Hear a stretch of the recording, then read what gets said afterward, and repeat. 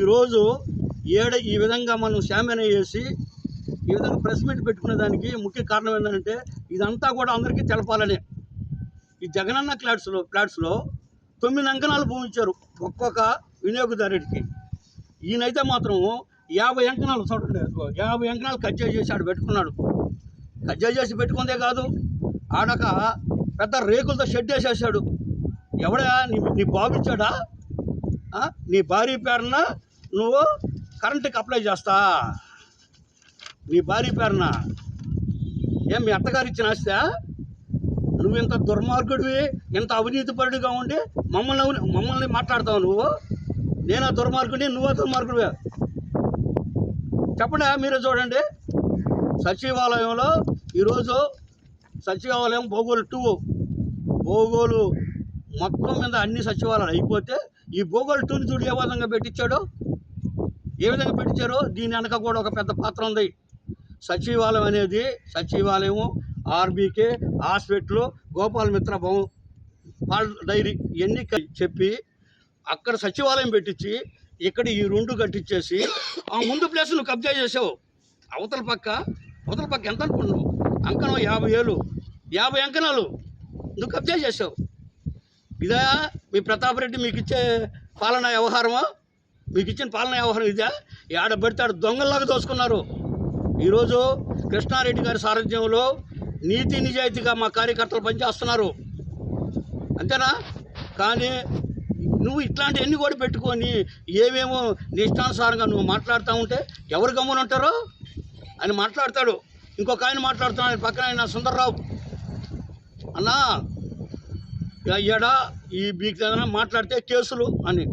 కేసులు అంటే ఇట్లాంటివన్నీ మాట్లాడితే పక్క ఆధారాలతో భూములు 30 ఏళ్ళ నుంచి మా దగ్గర ఉంటే ఇట్లాంటివన్నీ ఫేక్ మాటలు ఈ 420 వాళ్ళ పక్కన చేరి నువ్వు ఉంటే కేసులు పడికి ఏం చేస్తాయి చెప్పు? ఆయన మీరు మాట్లాడితే కేసులు అంటున్నారు, కేసులు పడికి ఏం చేస్తాయి? 420 వాళ్ళ పక్కన పెట్టుకొని 420 మాట్లాడితే ఆయన తుమ్మల రామయ్య గారికి నేను ఒకటే చెప్తున్నా, అయ్యా తుమ్మల రామయ్య గారు నువ్వు పెద్దోడివి, ఈ భూమి గంగమాన్యము దేవుడి భూమి అనేటప్పుడు నువ్వేం పెద్దోడి, నీకేం మాటలు రావా? నా భూమి కింద ఉండవు కదా నువ్వు కూడా. ఎకరా 189/2లో నీది కూడా ఉంది కదా. ఎకరా 10 సెంట్లు, మీ బామ్మరిది ఒక 60 సెంట్లు, ఎకరా 70 సెంట్లు మీది కూడా ఉంది కదా. అంటే మీరంతా ఏంటంటే ఎన్నైనా అనుకోని అని అంటే ఎప్పుడో అని అంట. ఇదేంది ఇది? పక్క అబద్ధం కదా ఇది, కంటి ముందు అబద్ధం కదా, కంటి ముందే అబద్ధం కదా. ఆయన అబద్ధాలు మాట్లాడంట, ఎప్పుడు ఏం మాట్లాడంట, అదా ఆయన తీరియా. తర్వాత వచ్చేటప్పటికే మిత్రులారా, నీదేమన్నా జమీందారు కుటుంబమా? లేకుంటే నువ్వేమన్నా ఎమ్మెల్యేవా? లేకుంటే ఏమన్నా ఎంపీటీసీవా? ఎంపీటీసీ కాదు, ఎమ్మెల్యే కాదు, నువ్వు కేవలం వార్డు నెంబర్వే. నీ స్థాయి అది. ప్రతాప్ రెడ్డి దగ్గర పాలేరుగా ఉండబట్టి నిన్ను ప్రతాప్ రెడ్డి సొసైటీకి నామినేటెడ్ పోస్ట్ పెట్టాడు, అది నీ స్థాయి. దానికి ఏదో ఆయన అంట మాకు ప్రెస్ మీట్ పెట్టి సమాధానం చెప్పే అవసరం ఆయనకి లేదంట. ఆ నాయకుడికి ఏనాటి నాయకుడు అయ్యా నువ్వు? మేము ఈ మండలంలో 2001లోనే ఎంపీటీసీని, 2014లో ఎంపీటీసీని మండల సర్వసభ సమావేశంలో 2 సార్లు ప్రాతినిధ్యం వహించుండా. అలాంటి నన్ను ఎట్లంటే అట్లా మాట్లాడతావా? నీకు చెప్పేదానికి నేను అర్హత కలిగినోడిని కదా. ఆయనకంటే మాకంటే ఏమైనా అర్హత కలిగినోడివా? అదేవిధంగా రఘు, నీకు ప్రత్యేకించి చెప్తుండా, ఒళ్ళు జాగ్రత్త పెట్టుకొని మాట్లాడు. దుర్మార్గుడు అని మాట్లాడుతున్నావు, అది నీకు మంచి పద్ధతి కాదు. అయినా అదేదో మాట్లాడుతూ ఆ గురువు గారు పెంచలయ్య గారు ఒక మాట చెప్పారంట, నేను దుర్మార్గుడిని, ఈయన మంచివాడిని కాదు అని. ఎవరినో ఒక ఇద్దరు సాక్ష్యాలు కూడా పలికించుకుంటున్నాడు లోపల. అయ్యా ఆ పెంచలయ్య చనిపోయాడు, పెద్ద ఆయన, చాలా మంచోడు. ఆయనకి ఎందుకు నీ పాపం పోస్తావు? నీ పాపం ఆయనకి ఎందుకు పోస్తావు? ఆయన్ని ఆఖరి మూమెంట్లో ఏ విధంగా హింసించావో మాకు తెలుసు, వైఎస్ఆర్ పార్టీ వాళ్ళకి తెలుసు, అందరికీ తెలుసు. ఆఖరి మూమెంట్లో ఆయన్ని ఏ విధంగా నువ్వు ఇబ్బంది పెట్టింది. ఈరోజు ఆయన సంగతి ఎందుకు, పెద్ద ఆయన సంగతి పాపం, నీ పాపం ఎందుకు ఆయనకి పోస్తావు? అదేవిధంగా సొసైటీ గురించి నేను అర్జీ పెట్టింది వాస్తవం. గ్రీవెన్స్ సెల్లో సొసైటీ మీద అర్జీ కలెక్టర్ గారికి ఇచ్చింది వాస్తవం. అయితే అక్కడ జరిగిన వాస్తవాలు నువ్వు చెప్పమన్నావు. నువ్వేంది చెప్పేది బుడ్డా పకీర్? నేను చెప్తా, నువ్వు చెప్పకపోయినా కూడా ప్రెస్ మీట్లో. ఆ రోజు ప్రెస్ మీట్లో నువ్వు మాట్లాడిన మాటలకి నేను సమాధానం చెప్పాల్సిన పని ఉంది కాబట్టి చెప్తుండా. కలెక్టర్ దగ్గరికి పోయింది వాస్తవమే. నీ పుణ్యాన నలుగురు ఫీల్డ్ అసిస్టెంట్లు సస్పెండ్ అయ్యారు. 4 ఫీల్డ్ అసిస్టెంట్లు. అది మా గవర్నమెంట్లో కాదు, మీ గవర్నమెంట్లోనే 4 ఫీల్డ్ అసిస్టెంట్లు సస్పెండ్ అయింది. నీకు తెలీదా? నీకు కూడా తెలుసు. నాగలవరం సొసైటీ నుండి 4,90,000 బస్తాలు మీరు ధాన్యాన్ని మీ పిరుల్లో తోలేరు. ఆ 4,90,000 ధాన్యం తోలినప్పుడు 4,90,000 బస్తాల కేజీకి మీరు తీసుకున్నారు. 2 కేజీలు మిల్లు వాళ్ళకి ఇచ్చారు. మొత్తం మీద మాత్రము ఆ 4,90,000 కేజీల్లో వచ్చిన మీ ఆదాయం 80,000కే పైచలకే. ఈ రోజు నేను దాని మీద కమిట్ అయి ఉన్నా.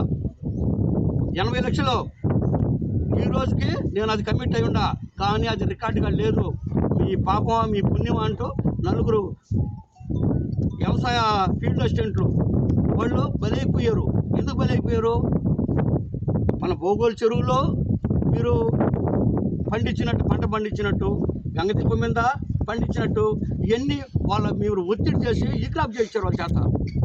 మీరు ఎక్కడనో లోడ్లు కొనుక్కోరావటం ఇవన్నిటిని కొట్టి వాళ్ళని ఇబ్బంది పెట్టి వాళ్ళని ఇబ్బంది చేసింది న్యాయం కదా? ఇదే కాదు, ఏది వదిలిపెట్టే పనే లేదు. నిన్నైతే అన్నీ పెట్టేది. నువ్వు చేసిన మోసాలు అన్నీ ఒక్కోటి వెలుగులోకి వస్తానే ఉంటాయి. వదిలిపెట్టకుండా పోయే పనే లేదు. ఎంఆర్ఓ ఆఫీసు అన్నావు. ఎంఆర్ఓ ఆఫీసు వెనకాల ఎన్ని ఎకరాలు అన్నావు? 22 ఎకరాలు. ఆ 22 ఎకరాల్లో ఎంత మోసం జరిగిందో అది మాత్రం కొంత ఇతర ప్రెస్ మీట్గా నేను సేకరణకు వస్తుంది. 10 లక్షల అమౌంట్ నీకు ఇచ్చింది ఎవరు, పంపించింది ఎవరు, అవి కూడా పేర్లతో కూడా సహా ఇతర ప్రెస్ మీట్లో చెప్తా. అంతేగాని ఏం వదిలిపెట్టను. తర్వాత గంగమాన్యం గురించి మాట్లాడాడు ఆ ప్రబుద్ధుడు. గంగమాన్యం గురించి మాట్లాడుతూ ఆ గంగమ్మ పోలేరమ్మ వాళ్ళకి ఇచ్చింది భూములు అంటాయి.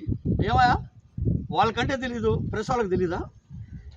ఆయనకంటే గురించి మాట్లాడేటప్పుడు రెవెన్యూ వాళ్ళు ఎవరి దగ్గరైనా పోయి ఒక విఆర్ఓను ఒక ఆర్ఐ దగ్గర ట్రైనింగ్ తీసుకోవా. ఒక 4 రోజుల గురించి మాట్లాడుకొని తీసుకోరా. 1997లో సుమారు 29 సంవత్సరాల కిందట వచ్చింది. ఆ రోజుకే నువ్వు అసలు ఆ రాజకీయాల్లో లేవు. జనాల్లో ఏదో ఒకటి పెట్టాలని, ఏదో ఒక అలిగేషన్ తేవాలని నువ్వు అత్తకి కోడలకి మోకాలకి బోడినెత్తికి ముడేసేది నువ్వు. ఊళ్ళో ప్రతి ఇంట్లో పెట్టుకునేది నువ్వు. నిన్ను అనుకుంటున్నారు ఈరోజు. నువ్వా నా గురించి మాట్లాడేది? ఏంది నీ స్థాయి? నువ్వేమన్నా పెద్ద జమీందారా? అదేవిధంగా ఈ గంగమాన్యం గురించి మాట్లాడేటప్పుడు నువ్వు ఒకటి నేర్చుకో. నా పాస్బుక్ నా దగ్గర ఉండయి. పాస్బుక్ వచ్చింది. అంతకుముందు అందరినీ ఎవరంటే మాట్లాడు. ఈరోజు మస్తాన్ రావు సారు, వేద రవిచంద్ర గారు సారు, ఎమ్మెల్యే సార్ అని మాట్లాడుతున్నావు. మనిషివే? నీదొక బతుక? నువ్వు కూడా మాట్లాడతావా మా గురించి? నువ్వు కూడా మా గురించి మాట్లాడతావా? అదేవిధంగా ఇంత తప్పుడుతాను, ఇంత వ్యవహారం నీ దగ్గర పెట్టుకున్నావు. నువ్వేం చెప్పావు నీ ప్రెస్ మీట్లోనే? 2019లో 1/12/2019లో నాకు పాస్బుక్లు వచ్చినాయి అన్నావు. ఈరోజు చూడండి, మీరే చూడండి, షూట్లో పాస్బుక్లు నీ దగ్గర